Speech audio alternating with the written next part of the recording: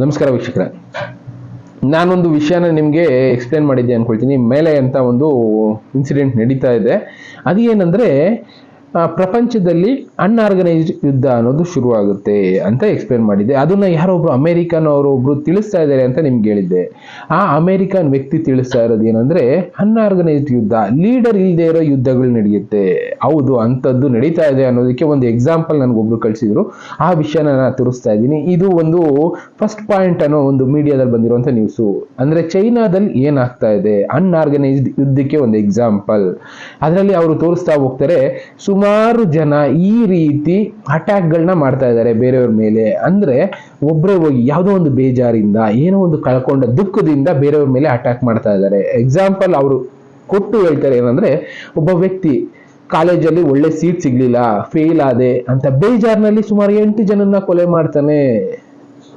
ಒಳ್ಳೆ ಕೆಲಸ ಸಿಗ್ಲಿಲ್ಲ, ಯಾರನ್ನೋ ಹೋಗಿ ಚುಚ್ಚಿ ಕೊಲೆ ಮಾಡ್ತಾನೆ, ಶೂಟ್ ಮಾಡಿ ಕೊಲೆ ಮಾಡ್ತಾನೆ. ಎಂತಕ್ಕೆ ಅಂದ್ರೆ ಅವನ ಫ್ರಸ್ಟ್ರೇಷನ್ ಕಡಿಮೆ ಮಾಡ್ಕೊಳ್ಳೋದಕ್ಕೋಸ್ಕರ ಜನರನ್ನ ಕೊಲೆ ಮಾಡೋದಕ್ಕೆ ಶುರು ಮಾಡ್ತಾನೆ. ಇನ್ನ ಒಬ್ಬ ಯಾರೋ ವ್ಯಕ್ತಿ ವಯಸ್ಸಾಗಿರೋರು, ಒಂದು 60 ವರ್ಷದವರು, ಡೈವರ್ಸ್ ಆಗುತ್ತೆ. ಆ ಬೇಜಾರ್ನಲ್ಲಿ ಎಲ್ಲೋ ನಿಂತಿದ್ದವರ 35 ಜನರ ಮೇಲೆ ಕಾರ್ ಹತ್ತಿಸಿ ಕೊಲೆ ಮಾಡ್ತಾನೆ. ಆ ಫ್ರಸ್ಟ್ರೇಷನ್ ಅನ್ನೋದು ಮನುಷ್ಯನಿಗೆ ಬರ್ತಾ ಇದೆ. ಇದನ್ನೂ ಕೂಡ ಮೇಲೆ ಅಂತಾನೆ ಕರೆದಿದ್ದಾರೆ, ಅನ್ಆರ್ಗನೈಸ್ಡ್ ಯುದ್ಧ. ಇಲ್ಲಿ ಯಾರಿಗೋಸ್ಕರನೂ ಫೈಟ್ ಮಾಡ್ತಾ ಇಲ್ಲ, ಸುಮ್ಮನೆ ಜನರನ್ನ ಕೊಲ್ಲಬೇಕು, ಯಾವುದೋ ಬೇಜಾರಿಗೆ ಜನರನ್ನ ಕೊಲ್ಲಬೇಕು. ಅವರ ಮೈಂಡ್ ಅವ್ರ ಕಂಟ್ರೋಲ್ನ ಕಳ್ಕೊಂಡ್ಬಿಡುತ್ತೆ. ಆ ತರ ಯುದ್ಧ ಮಾಡೋದಕ್ಕೆ ಜನ ಶುರು ಮಾಡ್ತಾ ಇದ್ದಾರೆ. ಅದು ಈಗ ಹೆಚ್ಚು ಕಡಿಮೆ ಚೈನಾದಲ್ಲಿ ಶುರು ಆಗಿದೆ ಅಂತಾನೆ ಹೇಳ್ತಾ ಇರೋದು. ಇದು ಚೈನಾ ಅಂತ ಅಲ್ಲ, ಬೇರೆ ಬೇರೆ ಕಡೆನೂ ಶುರು ಆಗಿದೆ. ಅಮೆರಿಕಾದಲ್ಲೂ ನಡೆದಿತ್ತು. ಇದಕ್ಕೆ ಕಾರಣ ಏನು ಅನ್ನೋದಾದ್ರೂ ಒಂದೊಂದು ವಿಷಯಗಳನ್ನ ಅರ್ಥ ಮಾಡ್ಕೊಳ್ತಾ ಹೋದ್ರು ಕಾಲಜ್ಞಾನದಲ್ಲಿ ತುಂಬಾ ವಿಷಯಗಳನ್ನ ಇಂಥದನ್ನ ತಿಳಿಸ್ಬಿಡಿದಾರೆ ಬಿಡಿ. ಆಕಾಶ ಯಾವಾಗ ಕೆಂಪಾಗುತ್ತೆ ಅಂದ್ರೆ, ಕೆಂಪು ಆಕಾಶ ನಾವು ಯಾವಾಗ ನೋಡ್ತೀವಿ, ಆ ಜಾಗದಲ್ಲಿ, ಆ ದೇಶದಲ್ಲಿ, ಆ ರಾಜ್ಯದಲ್ಲಿ ಅನ್ಕೊಳ್ಳಿ, ಆ ಜಾಗದಲ್ಲೆಲ್ಲ ಈ ರೀತಿ ಬದಲಾವಣೆಗಳು ಮನುಷ್ಯರಲ್ಲಿ ಆಗ್ತಾ ಹೋಗುತ್ತೆ. ನೆಗೆಟಿವಿಟಿ ಅನ್ನೋದು ಆಟೋಮೆಟಿಕಲಿ ಮನುಷ್ಯರಿಗೆ ಬಂದ್ಬಿಡುತ್ತೆ. ಆ ಕೆಂಪು ಆಕಾಶ ಅಮೆರಿಕಾದಲ್ಲೂ 1-2-3 ಸಲ ಕಾಣಿಸ್ಕೊಳ್ತು. ಆ ವಿಡಿಯೋಗಳನ್ನ ನಿಮ್ಗೆ ತೋರಿಸಿದ್ದೀನಿ. ಇನ್ನು ಚೈನಾದಲ್ಲೂ ರೀಸೆಂಟ್ ಆಗಿ ಕಾಣಿಸ್ಕೊಳ್ತು. ಎಲ್ಲೂ ಬೇಡ, ರೀಸೆಂಟ್ ಆಗಿ ಈಗ ಒಂದು 10-15 ಡೇಸ್ ಬ್ಯಾಕ್ ಲೆಕ್ಕ ಹಾಕೊಳ್ಳೋದಾದ್ರೆ ಮುಂಬೈ ಸರೌಂಡಿಂಗ್ ಅಲ್ಲಿ ಎಲ್ಲೋ 1-2-3 ಭಾಗದಲ್ಲಿ ಕಾಣಿಸ್ಕೊಂಡಿದೆ ಅನ್ಕೊಳ್ಳಿ. ಅಂಥದ್ರಿಂದನೇ ಎಫೆಕ್ಟ್ ಅನ್ನೋದು ಶುರು ಆಗ್ತಾ ಇದೆ. ಒಟ್ಟಿನಲ್ಲಿ ಅನ್ಆರ್ಗನೈಸ್ಡ್ ಯುದ್ಧ ಅನ್ನೋದು ಜಾಸ್ತಿ ಆಗ್ತಾ ಇದೆ. ಮನುಷ್ಯರು ಏನ್ ಮಾಡ್ತಾ ಇದ್ದಾರೆ, ಅವರ ಬೇಜಾರ್ಗೋಸ್ಕರ ಯುದ್ಧ ಮಾಡ್ತಾ ಇದ್ದಾರೆ. ಅವರ ಏನ್ ಹೇಳ್ತಾರೆ, ಫ್ರಸ್ಟ್ರೇಷನ್ ನ ಕಂಟ್ರೋಲ್ ಮಾಡ್ಕೊಳ್ಳೋದಕ್ಕಾಗದೆ ಯಾರ ಮೇಲೋ ಹೋಗಿ ಫೈಟ್ ಮಾಡಿ ಅವ್ರನ್ನ ಕೊಲ್ಲೋದು, ಏನೋ ಒಂದು ದಾಳಿ ಮಾಡೋದು, ಇಂಥದನ್ನ ಮಾಡ್ತಾ ಇದ್ದಾರೆ. ಅದೇ ಚೈನಾದಲ್ಲಿ ನಡೀತಾ ಇರೋದು. ಇಂಥದನ್ನ ಹೊರಗಡೆ ಬರ್ದೇ ಇರೋಗೆ ಚೈನಾ ಗೌರ್ಮೆಂಟ್ ಅವರಲ್ಲಿ ಕಂಟ್ರೋಲ್ ಮಾಡ್ತಾ ಇದ್ದಾರೆ, ಮೀಡಿಯಾಗಳನ್ನ ಬ್ಲಾಕ್ ಮಾಡ್ತಾ ಇದ್ದಾರೆ. ನಾವು ನೋಡ್ಬೋದು ಚೈನಾದಲ್ಲಿ ಈ ಥರದ್ದು ಎಷ್ಟೋ ಸಲ ಆಗೋಗಿದೆ ಬಿಡಿ, ಪ್ರೊಟೆಸ್ಟ್ಗಳೆಲ್ಲ ನಡೆದೋಗಿದೆ. ಆದ್ರೂ ಕೂಡ ಒಂದು ಅರ್ಥ ಮಾಡ್ಕೊಳ್ಳಿ, ಬಾಂಗ್ಲಾದೇಶದಲ್ಲೂ ಇಂಥದ್ದೊಂದು ಯುದ್ಧ ಆಯ್ತು, ಆಂತರಿಕ ದಂಗೆ ಅಂತ ಕರೆದ್ರು ಅದನ್ನ. ಮಣಿಪುರಲ್ಲೂ ಈಗಲೂ ಕೂಡ ಮತ್ತೆ ಶುರುವಾಗಿದೆ ಈ ಆಂತರಿಕ ದಂಗೆ ಅನ್ನೋದು. ಇದನ್ನೆಲ್ಲ ದುಡ್ಡು ಕೊಟ್ಟು ಮಾಡಿಸ್ತಾ ಇದ್ದಾರೆ ಅಂತ ಹೇಳ್ಬೋದು. ಒಟ್ಟಿನಲ್ಲಿ ಯಾವುದೇ ಕೆಟ್ಟ ವಿಷಯ ಆಗ್ಲಿ ಆಗೋದಕ್ಕೆ ಮುಂಚೆ ಒಂದು ಮುನ್ಸೂಚನೆ ಅನ್ನೋದು ಸಿಗುತ್ತೆ ಅಂತಾನೆ ಎಲ್ಲರೂ ಹೇಳಿದ್ದು. ಅಂತ ಮುನ್ಸೂಚನೆಗಳು ಆಕಾಶ, ಪ್ರಕೃತಿ ನಮಗೆ ಕೊಡ್ತು. ಎಲ್ಲೆಲ್ಲಿ ಈ ರೀತಿ ಅನಾಹುತಗಳಾಗ್ಬೋದು ಅಲ್ಲೆಲ್ಲ ಕಾಣಿಸ್ಕೊಂಡಿದೆ ಕೆಂಪು ಆಕಾಶ. ಕೆಂಪು ಆಕಾಶ ಕಾಣಿಸ್ಕೊಂಡಿದ ತಕ್ಷಣ ಇದಾಗೋಗ್ಬಿಡುತ್ತೇನ್ರಿ ಅಂತ ಕೆಲವೊಬ್ರಿಗೆ ಡೌಟ್ ಬಂದ್ಬಿಡ್ಬೋದು. ಅದಕ್ಕೆ ಒಂದು ರಾಮನ ಕಥೆನೂ ಹೇಳಿದ್ದೀನಿ, ನಿಮ್ಗೆ ಆ ವಿಡಿಯೋ ಸಿಗ್ಬೋದು, ನೋಡಿ. ಆಕಾಶದಲ್ಲಿ ಏನೋ ಒಂದು ಬದಲಾವಣೆ ಆಗ್ತಾ ಇದೆ ಅಂದ್ರೆ ಅದರಿಂದ ಮನುಷ್ಯನ ಬ್ರೈನ್ ಅಲ್ಲೂ ಕೂಡ ಬದಲಾವಣೆಗಳಾಗುತ್ತೆ. ನೆಗೆಟಿವಿಟಿ, ಪಾಸಿಟಿವಿಟಿ ಬದಲಾವಣೆ ಆಗುತ್ತೆ. ಮ್ಯಾಗ್ನೆಟಿಕ್ ಫೀಲ್ಡ್ ಅನ್ನೋದು ಕೂಡ ಮನುಷ್ಯನ ಬ್ರೈನ್ ನ ಬದಲಾವಣೆ ಮಾಡಿಸುತ್ತೆ. ಅದನ್ನ ಅರ್ಥ ಮಾಡ್ಕೊಳ್ಳಿ. ನೀವು ಬೇಕಾದ್ರೆ ಎಂತ ಡಾಕ್ಟರ್ ಹತ್ರ ಹೋಗಿ, ಸೈಕಾಲಜಿಸ್ಟ್ ಹತ್ರ ಹೋಗಿ, ಯಾರ ಹತ್ರನಾದ್ರು ಹೋಗಿ ವಿಚಾರಿಸಿ. ಮ್ಯಾಗ್ನೆಟಿಕ್ ಫೀಲ್ಡ್ ಆಗ್ಬೋದು, ಗ್ರಹಗಳ ಸ್ಥಿತಿಗತಿ ಕೂಡ ಮನುಷ್ಯನ ಬ್ರೈನ್ ಮೇಲೆ ಅಟ್ಯಾಕ್ ಮಾಡುತ್ತೆ. ಇದರಿಂದ ಮನುಷ್ಯ ಏನ್ ಮಾಡ್ತೀವಿ ಅಂತ ಗೊತ್ತಾಗದೆ ಯಾರ ಮೇಲೆ ದಾಳಿ ಮಾಡುವಂತ ಕೆಲಸ ಮಾಡ್ತಾನೆ. ಇದು ಈಗ ಚೈನಾದಲ್ಲಿ ಆಗಿರೋದು. ಅಮೆರಿಕಾದಲ್ಲೂ ಅಂಥದ್ದೇ ಆಂತರಿಕ ದಂಗೆ ಅನ್ನೋದು ಸಣ್ಣದಾಗಿ ಉಳಿತಾ ಇದೆ. ನಾನು ಹೇಳಿದ್ಮೇಲೆ ಯಾರೊಬ್ರು ವ್ಯಕ್ತಿ ಹಾಕಿರುವಂತ ಒಂದು ವಿಡಿಯೋ ನಿಮ್ಗೂ ತೋರಿಸಿದೀನಿ ಅನ್ಕೊಳ್ತೀನಿ. ಆ ವಿಡಿಯೋದಲ್ಲಿ ಅವ್ರು ಹೇಳ್ತಾರೆ, ಡಿಸೆಂಬರ್ 5 ಆದ್ಮೇಲೆ ಇದನ್ನ ಜಾಸ್ತಿ ಆಗ್ತಾ ಹೋಗುತ್ತೆ ಆಂತರಿಕ ದಂಗೆ ಅನ್ನೋದು ಅಮೆರಿಕಾದಲ್ಲಿ ಅಂತ ಹೇಳಿದ್ದಾರೆ. ನಮ್ಮ ದೇಶದಲ್ಲೂ ಆಂತರಿಕ ದಂಗೆ ಅನ್ನೋದು ಶುರುವಾಗಿದೆ.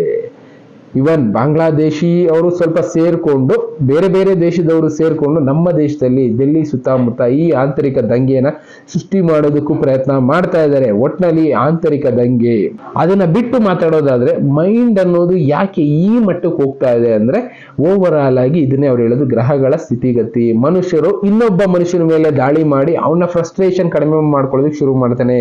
ನಮ್ಮಲ್ಲೂ ಬೆಂಗಳೂರಲ್ಲೂ ಆಗಿದೆ ಅಂತ ನಾನು ಎಲ್ಲೋ 1-2-3 ನ್ಯೂಸ್ ಅಲ್ಲಿ ನೋಡಿದ್ದೀನಿ. ಫ್ರಸ್ಟ್ರೇಷನ್ ಫ್ರಸ್ಟ್ರೇಷನ್ ಅನ್ನೋದು ಯಾವ ತರ ಮಾಡ್ತಾ ಇದ್ದಾರೆ. ಬೆಂಗಳೂರಲ್ಲಿ ಈ ತರ ಇನ್ಸಿಡೆಂಟ್ ನಡೆದಿದೆ, ಕೆಲಸದಿಂದ ತೆಗೆದುಹಾಕಿದ್ರು ಅಂತ ಯಾರ ಮೇಲೋ ಹೋಗಿ ದಾಳಿ ಮಾಡಿರೋದು, ಯಾರೋ ಒಬ್ರು ಕಂಡಕ್ಟರ್ಗೆ ಹೊಡೆದಿದ್ದು, ಚಾಕು ತಗೊಂಡು ಚುಚ್ಚಿದ್ದು ನ್ಯೂಸ್ಗಳಲ್ಲಿ ನೋಡಿರ್ತೀರಲ್ಲ.